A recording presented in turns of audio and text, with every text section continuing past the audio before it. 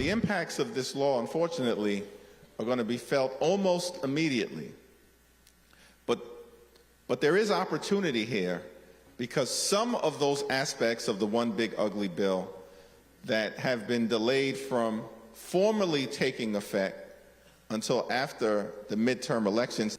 But I'm convinced the American people will not be fooled by this trickery and will hold accountable who we need to hold accountable. This is the largest cut to health care in American history, on top of the largest cut to nutritional assistance in American history. They are literally ripping food from the mouths of children, veterans, and seniors. And that's House Minority Leader Hakeem Jeffries sounding off on the big, beautiful bill during a town hall in Louisiana last night. This is a preview of how Democrats are going to be using this bill ahead of the midterm campaigning, which is just about ramping up right now. Joining me now is New York Congressman Mike Lawler, a member of the House Financial and Foreign Affairs Committees. Congressman, great to see you. Thank you so much for being here. What do you make of Hakeem Jeffries? Well, it's typical. This is the Democrats' ploy to say that the social safety net is being gutted while we're providing tax cuts for billionaires. And it's just not true. Number one, this is the single largest middle-class tax cut in American history. And next year, when Americans go file their taxes, they will see a huge tax benefit, to their families, putting more money back in their pockets. You look at the senior tax deduction, for instance, $6,000 for every qualified senior. That is massive. That provides more money for our seniors to be able to live, especially on a fixed income. You look at the enhanced child tax credit, no tax on tips, no tax on overtime, the enhanced standard deduction.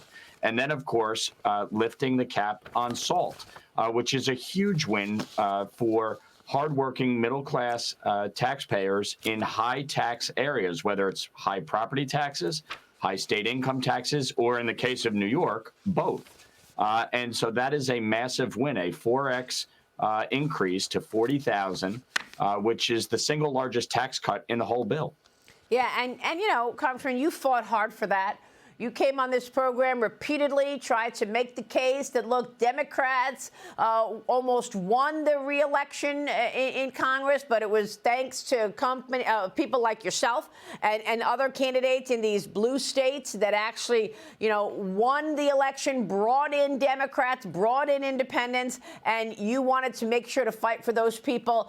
Tell me about that the $40,000 cap on SALT. It goes away after 5 years. What are the details that we need to understand that was in that big, beautiful bill, Congressman? So this was a hard-fought, good-faith negotiation with the White House, with Secretary Bessent, myself, the other colleagues from the SALT caucus, and House leadership.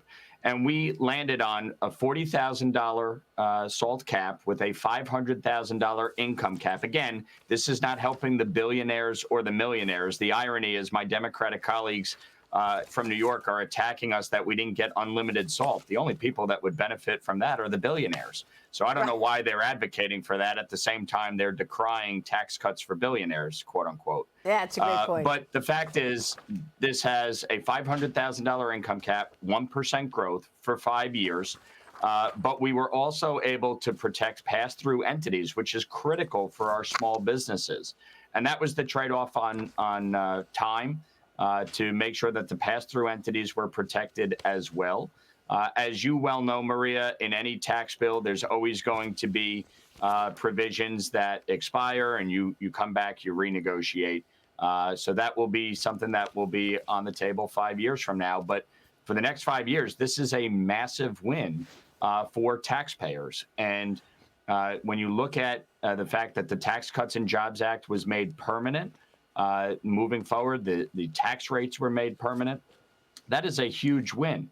Now, when Democrats talk about the social safety net, Here's what actually happened on Medicaid. Number one, eligibility verification, making sure that those who are not eligible do not remain on the program. Number two, citizenship verification, making sure that illegal immigrants do not collect Medicaid benefits. Number three, work requirements, making sure that able-bodied adults without dependent children actually try to participate in the workforce for up to 80 hours a month, whether it's working, going to school, or volunteering. The two big changes were the provider tax and the state-directed payments. And let's be clear about it. Provider tax is nothing more than a way for states to take more federal dollars without matching state dollars towards Medicaid. And so we are reducing the provider tax rate from 6% to 3.5%. It won't start until 2028. And New York, for instance, won't be affected till 2031 because New York is at 4.7%. The state-directed payments were changed under the Biden administration to allow Medicaid reimbursements to be paid out at private insurance rates, exploding the cost of the program. And so what we're saying is it should go back to what it was just 2 years ago, a one-to-one match with Medicare reimbursements, and therefore it is at parity. That is going to take effect starting in 28 and go down 10% per year until it is back at parity. That is not a huge change. That is something that is common sense to make sure that these programs are available for the people who need them and that the funding is there to support our seniors, our IDD community, children, single mothers, et cetera. Now that you have had this big success, the Republicans getting this across the finish line, what does the legislative agenda look like for the rest of the year? Do you focus on the second reconciliation package later in the year? Do you focus now on campaigning for the re-election in 26? What is the focus? Well, this bill obviously had a lot in it, including border security, strengthening our military, increasing domestic production of energy. I think a lot of the focus, moving forward, we have a lot to do on financial services, especially putting a regulatory framework in place for digital assets, crypto. I think there's going to be a big focus on deregulation and capital formation. And making sure that our small businesses have access to capital. Obviously, we want to continue to focus on energy production and permitting reform. And I think, I serve on foreign affairs. There's going to be a lot of focus on what is happening around the globe as well and the impacts that has on America domestically. We want to bring these conflicts to an end. I think the president has done a very good job, especially in the Middle East, with the destruction of Iran's nuclear facilities and really forcing them to the table. How this proceeds forward, obviously, is going to be paramount.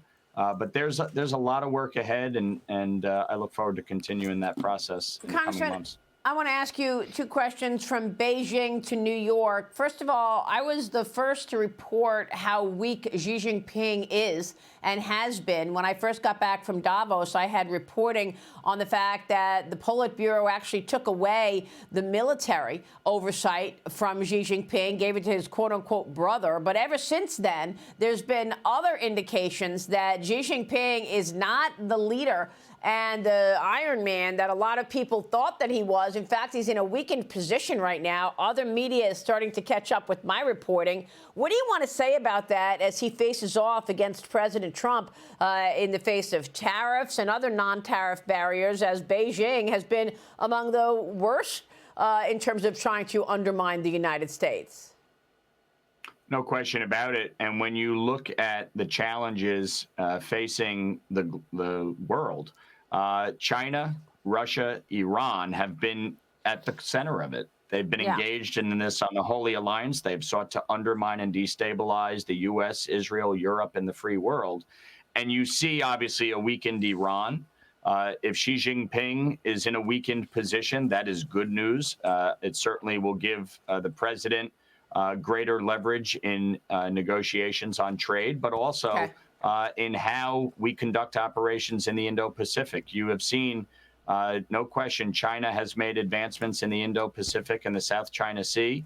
They've used economic coercion to seize control of ports and waterways. 60% of international trade comes through the Strait of Taiwan. We do not want a situation where China invades Taiwan or creates a blockade. So Right. a weakened Xi Jinping is good news. Obviously, we see Vladimir Putin continuing to rear his ugly head.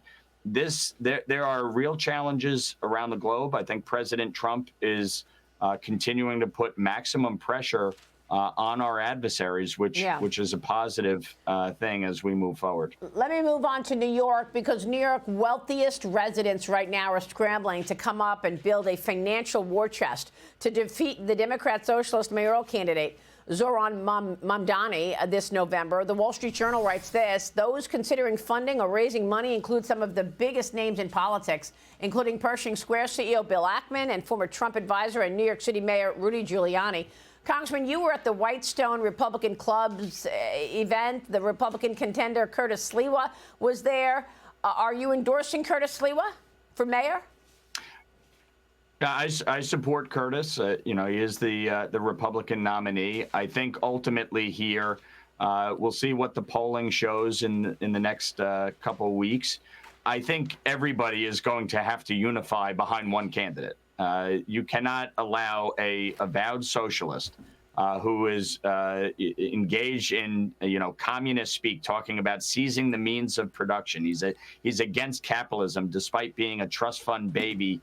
His mommy is a producer in Hollywood. His daddy is teaching communism at Columbia University. The fact is, you have somebody who, if he becomes mayor of New York City, it will be the most destructive force for New York, the financial capital of the world. I mean, I remind everybody every day, those tall buildings didn't get built by socialism. They got built by capitalism and capital formation and access to capital here in the United States. Yeah. And the reality is, the U.S. and our economic system has been the greatest force for good, the greatest force for lifting people out of poverty, and in lifting people into the middle class.